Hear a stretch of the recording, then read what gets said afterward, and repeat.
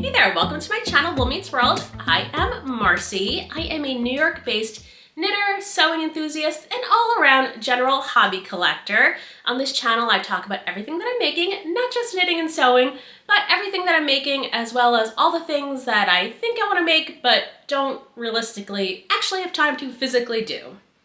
What can I say? I am a dreamer. This is podcast episode number 10, and it is November here, and fall is definitely falling in the Northeast. The weather is crisp, the leaves are golden where I live, and I am definitely in the mood to knit. On this episode, I'm going to talk about my little bits of works in progress that I have, some small projects that hopefully won't take me too long, as well as one project that I recently finished. Spoiler alert, I am wearing it. And then at the end, I've got my fall reading list. Usually I start off with my FOs, but let's get a little nuts and start off with works in progress.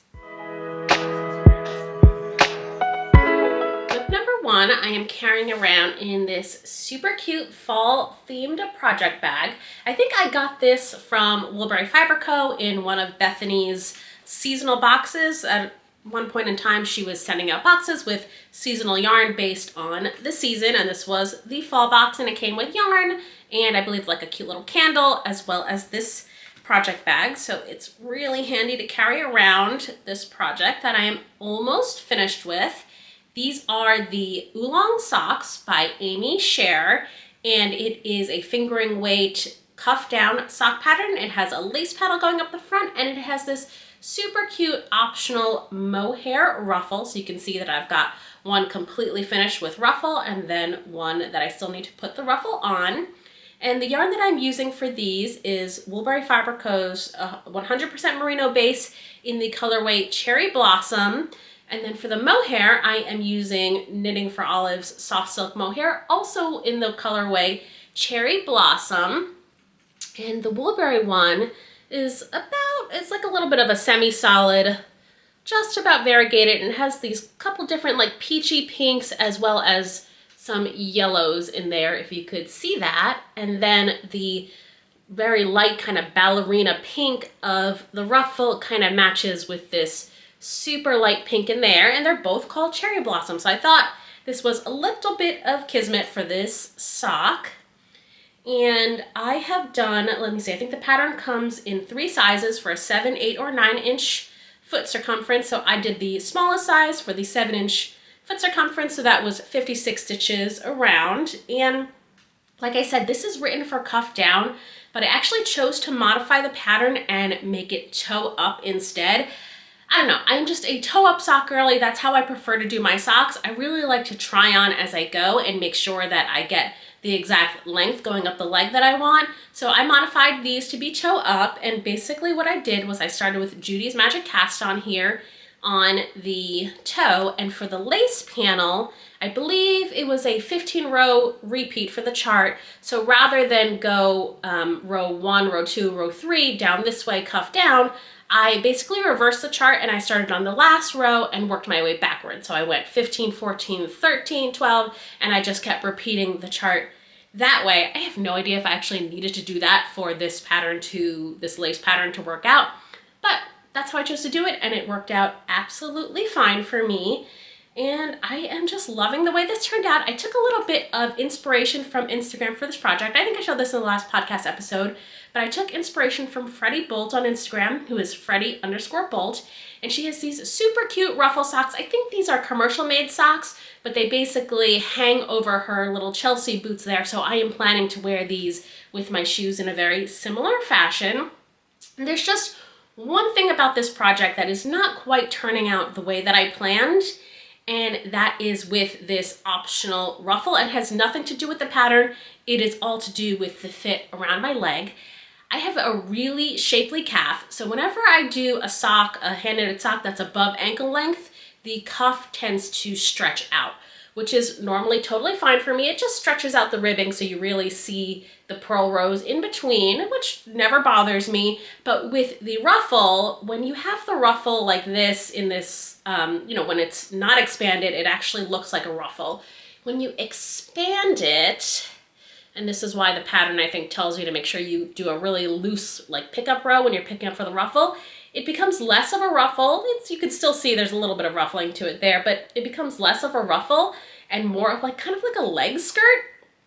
So I don't think this is gonna work for me where I have it fully up my calf the way I had planned to do it. I think what I'm gonna have to do is scrunch the sock down a little bit so it sits closer to my ankle, that way that I still get this cute little ruffling of the sock. But it's really no problem. I still think these are like the cutest little socks, and this is gonna be done ASAP so that I could wear it with a coordinating sweater. That's gonna be done hopefully this week. I'll get around to that. So my next work in progress are also socks. I am carrying them around in this cute little Halloween themed project bag that I made, or just, I don't know, it's not really Halloween themed, it's a little skull themed project bag that I made, and it's got some moon and star fabric inside. Take note of this fabric. This is coming back later. You will be quizzed on it. But I am doing some stripy Christmas socks. And again, I'm doing them toe up. This time I'm doing them 2 at a time so that the stripes match up pretty well. They won't be exact, but they'll match up pretty well. And yeah, I am loving the way this is coming out, even if I don't finish this in time for Christmas, which I should absolutely be able to do if I knit on these every day. But even if I don't finish them for Christmas, this like colorway is just making me so happy. And the colorway is 2023 Holiday Cup. And I think the colors are meant to mimic the 2023 Starbucks Holiday Cup. I have no idea what the Holiday Cup from that year looked like, but I'm sure it looks just like this. So it came with a little mini skein, which was basically white with all of the different colors sprinkled throughout. And I'm using that for heels and toes. And then the main skein, I'll show you the bottom because you can really see all the colors, has several different, I think 3 different greens in here, red, pink, and white. And it's got a little stellina to it, so it's definitely sparkly. Let's see if you can see it on the sock. It's definitely sparkling here, which I love. I think it's perfect for Christmas. And yeah, there is no sock pattern for this. I have been knitting socks for a really long time, and for just a plain vanilla sock with a self-striping yarn, I use the same recipe that I use just all the time for socks. And so if you are interested in that, you can check down below. It's just a super basic sock recipe. I mean, there are plenty of basic sock patterns that you can find on Ravelry that tell you exactly what to do. But if you are more familiar with knitting socks and just need a little cheat sheet for the numbers, check my pattern in the, or my recipe, it's not a pattern, check my recipe in the description box below. I usually knit 64 stitches around, so you can check the description box below for those numbers. I also tend to maybe go even smaller for 56 stitches around. And if I'm making a sock for a man, I do 72 stitches around. So all those numbers are below if you just need a little cheat sheet on knitting toe up and what the stitch count should be. So yeah, hopefully I finish that by Christmas. I definitely will. I'm not giving myself enough credit on an easy project like that. I'll definitely have those done. What I will not have done by the end of the year, however, which I plan to do, is project number 3. And I am carrying that around in this super cute New York themed bag. I got this a really long time ago. I'm pretty sure that I got this at Knitty City, which is one of our local yarn stores in Manhattan. Or maybe I got it at Vogue Knitting Live in New York, but definitely from the Knitty City booth. I'm pretty sure this came to me from Knitty City, and it is holding a rather small project right now that will eventually, hopefully, one day become a bigger project. And that is my patchwork granny square blanket, and it is by Tony Lipsy. It is less of a blanket pattern and more of a blanket recipe. There is a project page on Ravelry for it, or I have a project page on Ravelry for it. There's a pattern page on Ravelry for it, but it just has a link that takes you to Tony's blog, and she has just a little blog post with a lot of helpful hints on making a patchwork granny square blanket. It has a really good little section about picking colors. I am using a advent skein set, so the colors are already picked for me, but it has a good section on picking colors, as well as a tutorial video on making the classic granny square with like super helpful hints about doing the little magic loop at the beginning and making sure that the square doesn't turn out all like wonky and it turns out straight, as well as like how to bind off or, weave in your ends and stuff like that. And then the rest of the blog post, goes out into like, goes on to say, how to lay down your squares, pick the right coloring, color grouping, and then do a border and finish off your blanket. So I started this I think back in July, and I was planning to do like a few squares a week. And then it became like, oh, I will just crochet whenever I feel like crocheting. P.S. I have not felt like crocheting because I literally just have 4 squares, 2 in 2 colors. I'm going to get on this. I have to come up with a little timeline and kind of stick to it, but I've at least started the project. It definitely will not be done by the end of Advent season like I wanted, but oh well. So this is color number 1. This is the Homespun House 2024 Advent. This was December 1, and I don't have the label, so I have no idea what the colorway is. And then this was the second colorway. Tony tells you in the tutorial how to prevent your square from being all wonky. I'm not sure if I quite successfully followed those directions, but that is square number 2, and I've got a few skeins from the Advent here ready to be wound up and go, and then the rest of the Advent is here. And it's a really nice, fun, bright Advent. I have this light gray couch that's right behind the camera here, so this is going to be just a really nice little blanket to bring out a pop of color on the couch. And so far I've got plenty of mini skein left from just doing 2 squares. I've got plenty of mini skein left. On some of my favorite colors, I'm gonna try to do 3 squares. These are 20-gram mini skein balls, so I think I should be able to get 3 squares out of it, but we will see. That is something that I have to workshop when I get there. And hopefully I'll get this blanket going soon because I really do want to finish it. It is really fun. I'm really excited to do it, but I have a lot of different other projects going. Work in progress number 4 is actually a sewing project. This was one of my project plans from my little fall project plan queue. If you saw that video, if not, I will put a link to it right here. You can check that out. Goes through all the different projects that I've wanted to get to in fall. And this one is the Seamwork Joss Pant. If you are a Seamwork member, this is a free pattern that you can get with your membership, and it has a nice little sew along tutorial video that has tips on reducing bulk at the seams and making sure that your pants fit a little bit properly. And I am so excited to do this. This is my very first pair of pants. I've been sewing for a really long time, but it's mainly like project bags or like little home things. So garment sewing is completely brand new to me, and this is my first pair of pants, and I'm so thrilled with how they've come out so far. And let me see, the Joss pants are really easy to do if this is your first pant, like it is for me. It's just a straight, kind of very baggy, wide leg fit. It's got these super cute patch pockets on the front, and it has an elastic waistband, so you don't have to really worry about the fit of a waistband and like working with a button or zipper fly closure. So it's been really easy to work with. And I did my 12 first. It fit perfectly. The only fit modification that I had to make was to bring up the rise, like at the crotch a little bit, because I am a very short, petite person, and I would have had to mess with the inseam as well, except that I'm making these full-length pants, and I believe the Joss pant is actually like an ankle-length pant, but I'm making them full-length, and it's been really easy. So here are the pants. Oh, they're actually inside out. Let's turn these right side out for a minute. Let's see, so we can actually see them. Here they are. So the waistband is not attached, so that looks really large, but this is the front with the patch pockets. Can you see this? This is like super light fabric here. So here are my patch pockets on the front.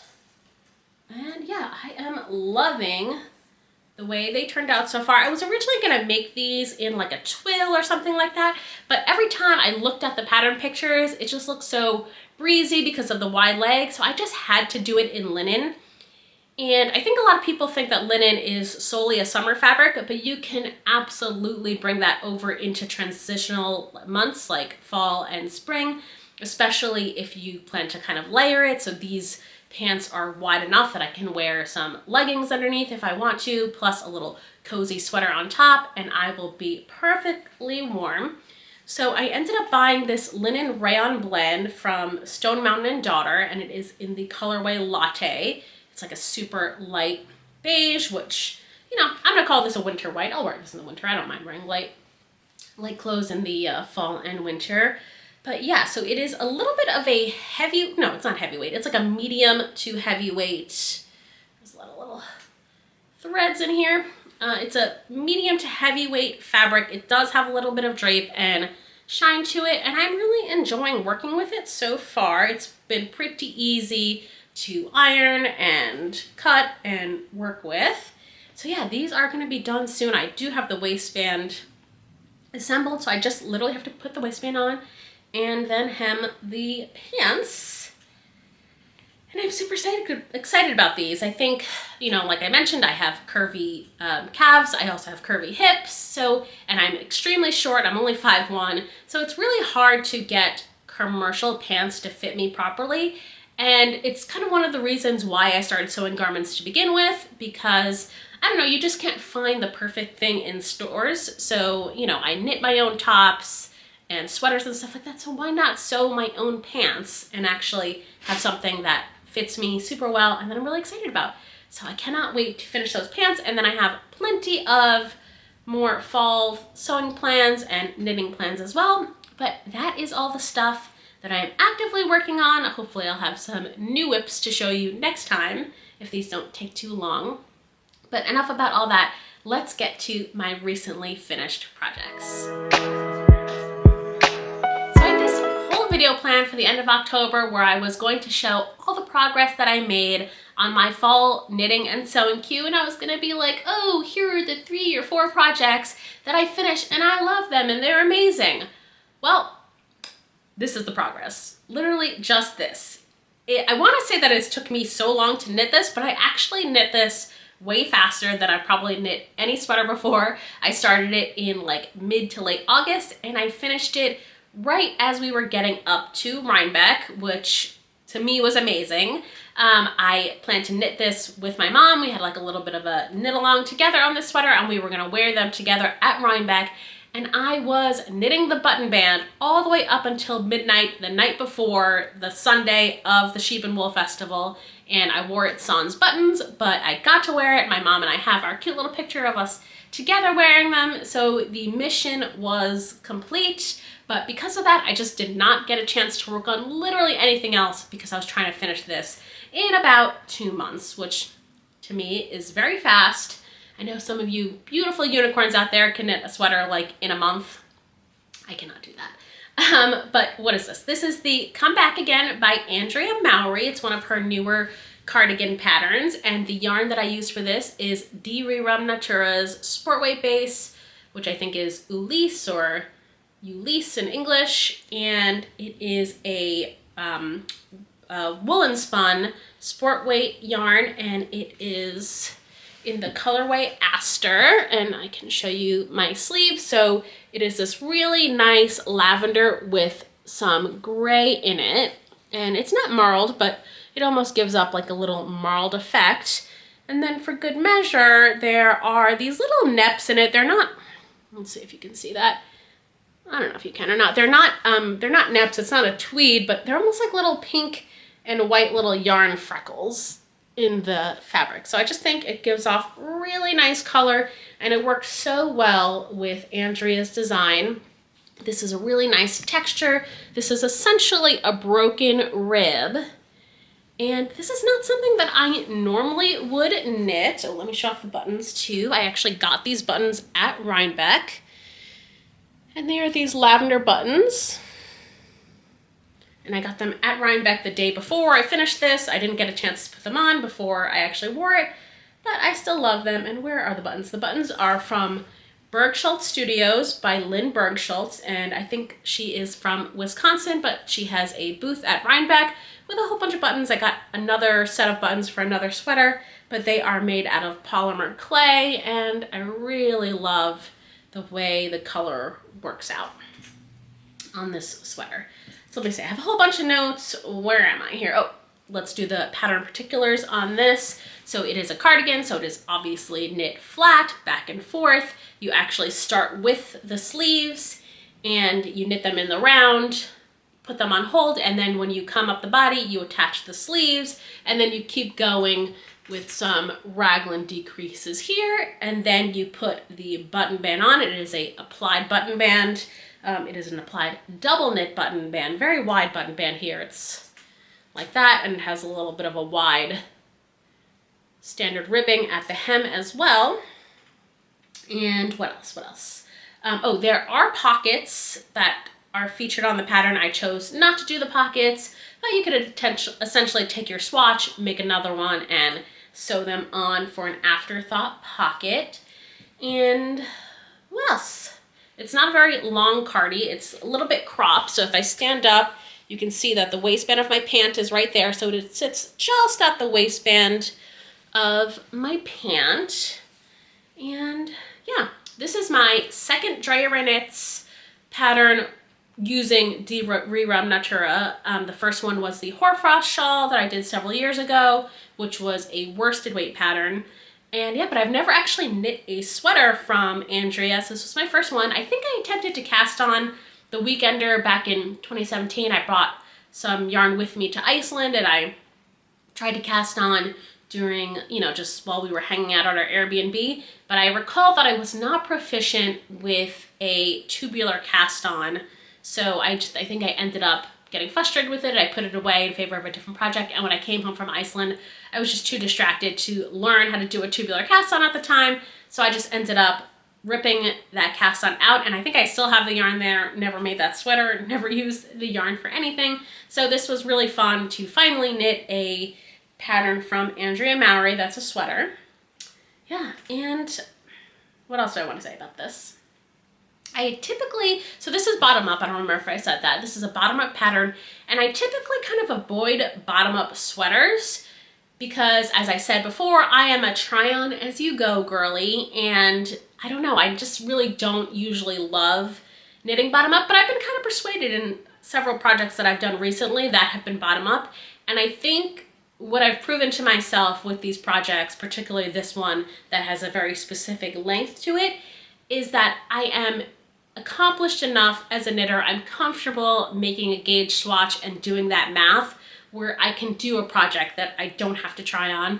So I don't know, maybe this sort of opens up a little whole world of projects that I've been avoiding because they're bottom up and I can't try it on. So I'm excited about that. I normally wouldn't have picked this pattern.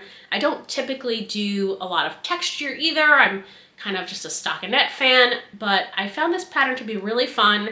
And I wish that when I was kind of an adventurous beginner that I would have picked up a project like this. It would have taught me a lot about knitting. And I think if you're an adventurous beginner, I think picking up a broken rib pattern, this one was fantastic. I think that teaches you a lot about reading your stitches, and it can really help you with, things like mistakes, or, it just makes you a better knitter to learn to read your stitches. And what do I mean when I say read your stitches? I mean, when you look down, you can easily identify, just kind of subconsciously, when you get to a certain point, you can easily identify knits and purls very easily. So you are literally forced to do that with this sweater when you are doing the sleeves. You start the sleeve here at the cuff, and you have to do increases to account for your upper arm.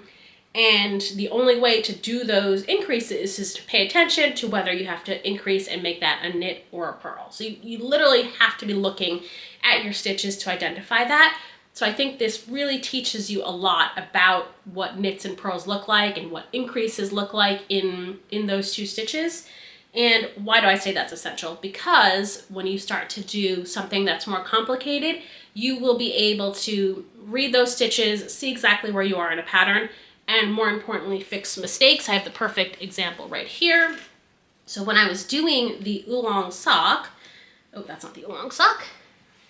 Where is it? Okay. When I was doing the Oolong sock, I actually ended up dropping like 2 or 3 stitches on my lace panel here, and almost right at the end too. I was like right there. And I dropped a few stitches here at the end, and they went down at least 2 or 3 rows. So if I was not accomplished at reading my stitches, I might have had to rip the whole row back, you know, 2 or 3 rows till I got to a plain stockinette row, or I might have not been able to even figure that out and I would have had to rip the whole sock back. But because I can read my stitches, I was able to just look at the chart. I was able to say, okay, here is a decrease, here is a yarn over, here is another decrease, and I was able to actually ladder up those stitches in pattern, and you cannot tell that I even dropped anything. And that is because I know what a purl stitch looks like. I know what an increase, decrease, yarn over looks like when they come off my needles. So I can do things like that. So I think that this Andrea Mowry pattern is like a must knit for adventurous beginners that want to do a sweater and that really kind of want to level up on reading their stitches. So yeah, okay, I'm putting away my soapbox for now, at least, and love the sweater overall. I made it in a, what was the size that I made it in? I'm all over here.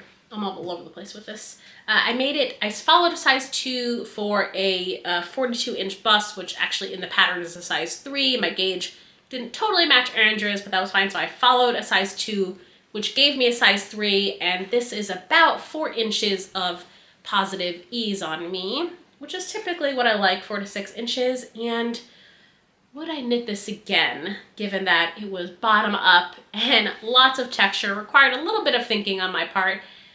I think I would knit this again if I didn't have to do a button band. The applied button band was so tedious, especially I think specifically because I was on a deadline, and I will never do a deadline again where I have a sweater on deadline and have to do an applied button band, especially one as wide as this, because oh my god, it was just tedious going all the way up around and then making the buttonholes and stuff like that. But definitely love the pattern. I'm so excited to layer this over some knit t-shirts that I have, as well as my regular t-shirts.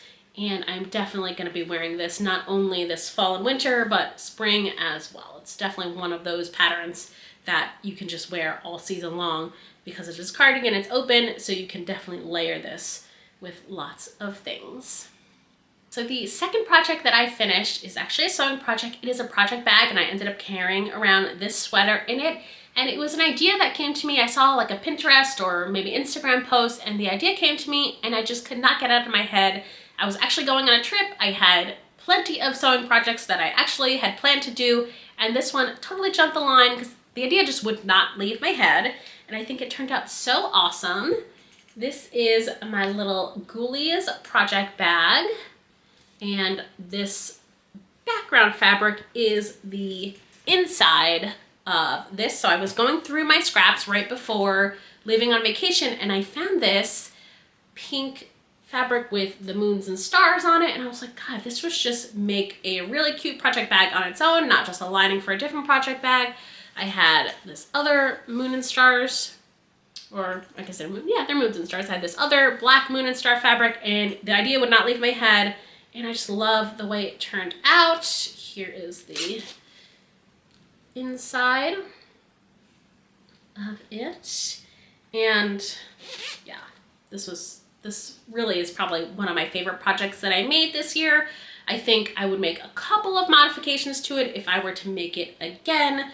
One being the size. It's a teeny bit small for a garment. I am mainly a garment knitter, so either I do like big sweaters or I do small socks. So I really need bigger bags and smaller bags. So this one I think ended up being about 13 by 11. I would make it bigger if I could. Again, this was scraps that I had, so I really couldn't make the bag any bigger than this, but it is just like this much too small to carry around a big bulky sweater plus yarn.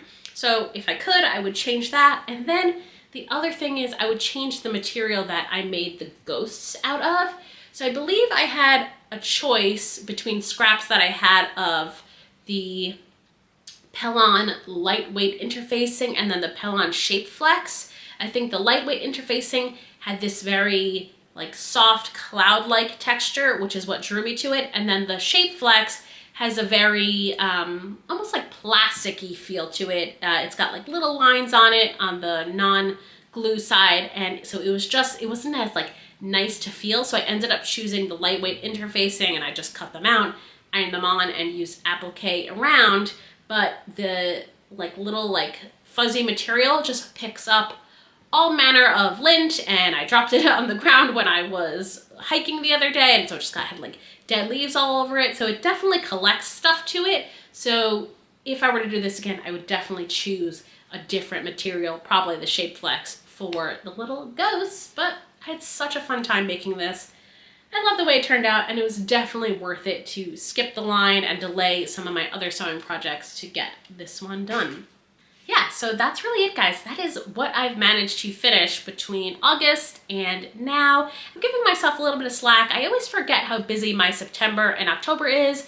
I always do a trip. I always do some events with my family. And then, of course, I go to Rhinebeck. So there's always a little bit less time in September and October to actually make things that I can't take with me on the go. So it will give me a little bit of slack from that. And hopefully I get some more of those items on my queue all done by the time the end of the year comes. But speaking of Rhinebeck, I did go to the New York Sheep and Wool Festival this year. I never go to any of the pre-show events on Friday, like Indie Untangled, or I think this year they had a Wool and a Fair. I never actually go to those events. I have plenty of yarn and I don't need to get more, so I always end up just going to the New York Sheep and Wool Festival in Rhinebeck itself.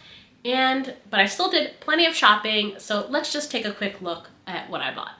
As I said, I have plenty of yarn. I really don't need any more sweater quantities, but I'm really super proud of myself. I limited myself to 3 sweater quantities, so let's just go with that. So the first one I have is this one from Forage Color Fiber and Dyes, and it is this super pretty orange brown, and it is the colorway Cinnamon 01, and I'm really excited for this one because this is 100% Polworth in DK weight.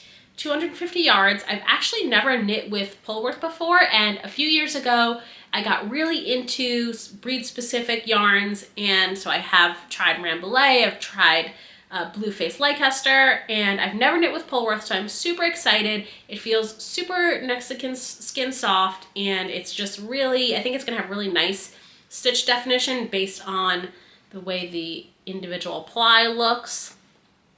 So I'm really excited for this one. I bought 4 skeins of this, and this is definitely going to become a sweater. I might be a texture convert after this one, so this might have to be something textured, and I'm very excited. And I've never actually worked with this type of yarn either, not just the Polworth. I've never gotten anything from Forage also, and I think the dyer is based out of Maine. Her name is Jackie, and I think she owns Heavenly Yarns, a yarn store in Belfast, Maine. So maybe I'll knit this up and then take a trip and see her. So the second quantity, sweater quantity I got is actually a t-shirt quantity. I just need 1 of these deliciously full skeins, and this is Miss Babs Yowza What a Skein. Is it still called Yowza What a Skein? It's just called Yowza now, maybe. Used to be called Yowza What a Skein, and it is the colorway Denim. It's 100% superwash merino, 560 yards, and this is going to become the Getty Tee. And if you haven't seen it, it is the Getty Tee by Tanis Lavalley, I believe is how you say her name. And it is got some granny squares up on the shoulders. You crochet those first, and then you pick up stitches and knit the rest of the sweater down. So this is going to be the main yarn for the Getty Tee, and then I am planning to use it with this Fiber MacGyver mini skein set that I also, again, got at Rhinebeck this year, and it's got a lot of super bright colors, so I just thought that would be really fun with these very bright colors and to go with this really neutral blue.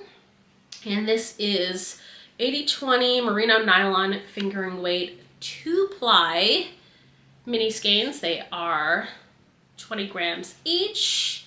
And there's 2, 4, 6, 8, 10 mini skeins. This is a lot. I'm definitely gonna have a lot of leftover yarn.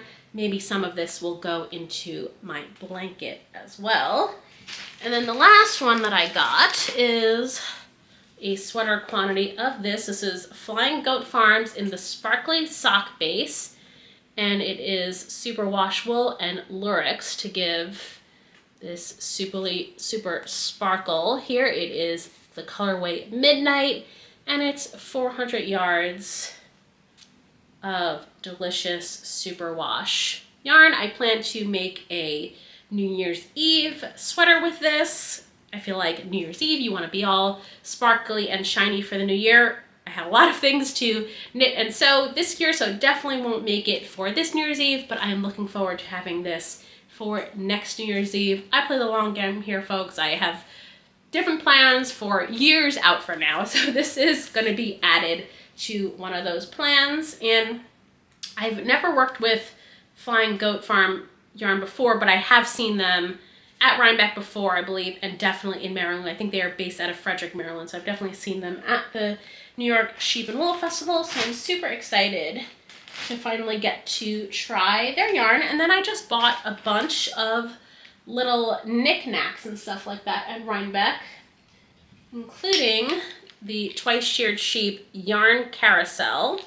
And I am gonna finally try to get on this bandwagon here. I'm not sure if I'm actually gonna end up loving this or not, but I see people using this and loving it. So basically you take your cake, if you haven't seen this, and you put it on this little yarn carousel that snaps together. You put your little cake holder on it, it snaps together, and then it rotates around here on the base, and you pull the yarn. Instead of pulling it from the center of your cake, you pull it from the outer portion of your cake, and it just slides around, and it should in theory be easier to knit with. And the carousel that I got has this super fun little flower and ladybug on it, so this should in theory be easy to knit with. I don't know, I tend to travel around with my projects, even my big sweater projects I tend to bring with me on the train. I did buy the little strap for it, so you can kind of wrap it around your wrist or clip it to your bag and be on the go with it, but I don't know if I'm going to travel on the go with this. So I don't know if I'm going to end up loving this or not, but I'm excited to try. I'm excited to try to see if I like it and if I'm going to get on the yarn carousel bandwagon or not. And I got a whole bunch of little teeny tiny notions, starting with this fun little mini basket. If you've been to Rhinebeck, you know that you can get the bigger baskets. I have one in the corner there holding some blankets currently. So when I saw this mini one, I'm like, oh, I have to have this for my desk, and it'll hold spare hooks and stuff like that. And then I've just stuffed all my little notions that I bought in it. So the first one that I got here is from Cottontail Farm, and they're these little plastic shiny, they are yarn skeins, and they're the opening type ones. So these are good for crochet, or if you like to put little charms on your knitting. And then it comes, in addition to that, it comes with a little Rhinebeck special charm that says Rhinebeck 2025 on it, I believe. I got some more yarn charms here. I got these from Tika Bags, and they're little cute little rubber duckies, if my camera wants to do that. Yeah, cute little rubber duckies, and supposedly they glow in the dark. I have not tried them yet, but I'm looking forward to some glow in the dark rubber duckies. As I said, I got these buttons from Bergschuld Studios, so I got another pair of buttons for a cardigan that I recently finished that I've just been wearing without buttons because I haven't found any that I liked. But I found those, so I'm excited for that. I got a little llama tin from Twice Sheared Sheep. Just hold little notions. And then if you saw my pool bag project video, I sewed up a pool bag, and it came, and I made a little hanging notions pouch to go inside. The notions pouch came out a little bit too small, smaller than what I was wanting it to be. It came out too small for my snips, so I ended up buying, I think these are also Twice Sheared Sheep. Let's see. And these are like the smallest snips that you can find. So these are just going in my pool bag, and they are my pool bag snips. And then the last thing I got was these cute little stitch stoppers. I think they came with my Fiber MacGyver yarn, And they're the little like stitch doctors that mimic the little yarn van that they display and like set up in, which I think is so cute. And then the last thing I got is something that I'm probably never ever going to use, but it is this fun little stitch counter. And I typically use an app on my phone, or I use Knit Companion to like count my stitches. So I'm probably never gonna use this, but I might just use it as like a fidget toy because it's got this really tactile way to count your stitches. It kind of reminded me of the little things that like road surveyors use when they're walking along and they have to count like mileage and stuff. So you press this little lever and it starts to count up, and it has this really satisfying sound. And then you know, there's a little dial here that you turn just to get it to go back, and you can hang it off of stuff, or, you know, you can use it to hold. And so I doubt that I'll actually ever use this for stitch counter, for counting my stitches, but I definitely am just gonna sit there, maybe at work where I annoy my colleagues, and just do that. So this is like the thing I'm most excited about, which probably just tells you a lot about how my brain works. Okay, I've been talking a lot here. Let's wrap up this episode with some talk about books. So in fall, I tend to like turn into this super basic bee, and it affects everything from my consumption of pumpkin spice lattes. Yes, I am that girl. I drink pumpkin spice lattes constantly in the fall. And then I just turn into this like super crazy like vibe reader, where all the books that I consume in the fall months have to like also feel fall like within the book too. I don't know why I do this, but it just makes me happy, kind of similar to how you just want to watch like Hallmark movies during the Christmas months. That's how I am in fall too with my books. So I had a whole like fall book queue, and I've gotten through at least 3 of the books so far, and yeah, it's been super fun. So I'll just go through them quickly in case you're also a mood reader like me and want some books to consume this fall. The first one is Accidentally Aimee by Lynn Painter, and it is a workplace romance. It's got a little bit of like a power dynamic thing going. It's a little smutty, definitely some open door stuff. And this book is just pure cotton candy, or like whatever the fall equivalent of spun sugar is. Like it's like whipped cream with pumpkin spice sprinkled on top. There's nothing too heavy in there. There's nothing too meaty about the story. It is just pure sugar and fun. And you know, you really can't take books too seriously like this. Like the author introduced some stuff that just like didn't come back around, like super weird apartment building living situation that the main character has, and then like a former fiance that has nothing to do with the story apparently. So it's not, I would not call this a very substantive book. It's just pure sugar and pure fun and just pure delight. So I'm giving it 4 stars for the vibe. Highly recommend. And like the book cover is just so pretty too. It goes perfectly with my sweater. The second book I ended up reading physically instead of on audiobook was You Again by Kate Goldbeck. And this is a When Harry Met Sally retelling, like a modern retelling. And she's a bisexual, down on love comic, and he's like an entitled a-hole chef. And it's mildly enemies to lovers. Again, some smutty like open door stuff. It's very fall, very New York centric, which I always appreciate being from New York City myself. But I found both the characters to be so unlikable that I had a really hard time enjoying that like fall, you know, vibe thing that I've been looking for. It kind of, you know, so it wasn't my favorite.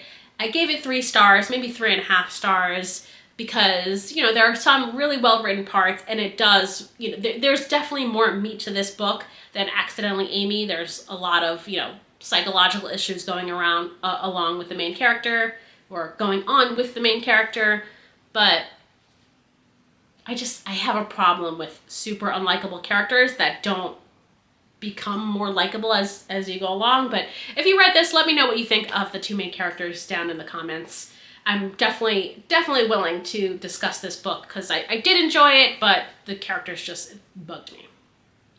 And then the third little vibey book that I've been reading is Business Casual by B.K. Borison. I'm actually not totally done with this. I think I have like, 20 minutes left on my audiobook, if that, and this is the last book in the Love Light Farms series. I ended up reading Love Light Farms last December, and the book series matches up with a season. So Love Light Farms takes place as you're leading up into the holidays, and it's set on a Christmas tree farm, which I found super cute. Again, it was like eating a candy cane.